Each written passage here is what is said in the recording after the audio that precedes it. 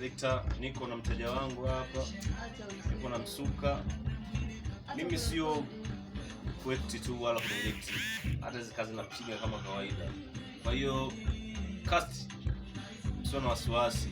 Story ikikuhitaji wewe na ikahitaji kwamba una muonekano huu, nashughulika mwenyewe kama director. Kwa hiyo mambo ni moto. Kama ucheki kitu mzuri hapa anapendeza, unaweza kusukuma kitabu.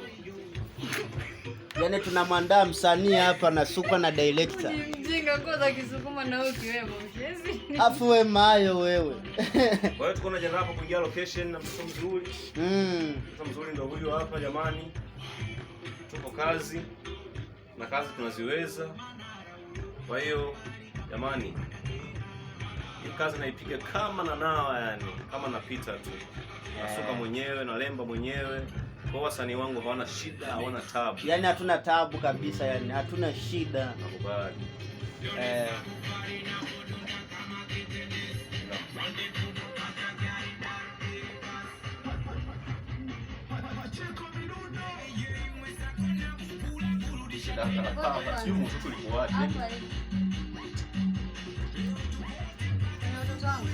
Mimi nachotaka huko nataka nisawazishe huko.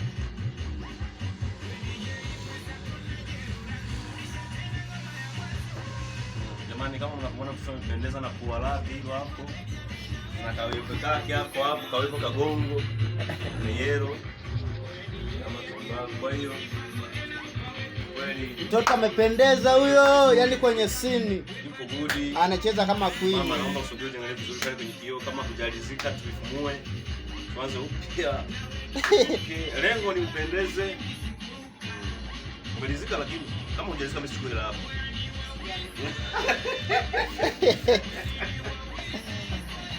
Msanii ana aibu. Nilijua kitu unachotaka ucheki. Siku zikilegea vizuri.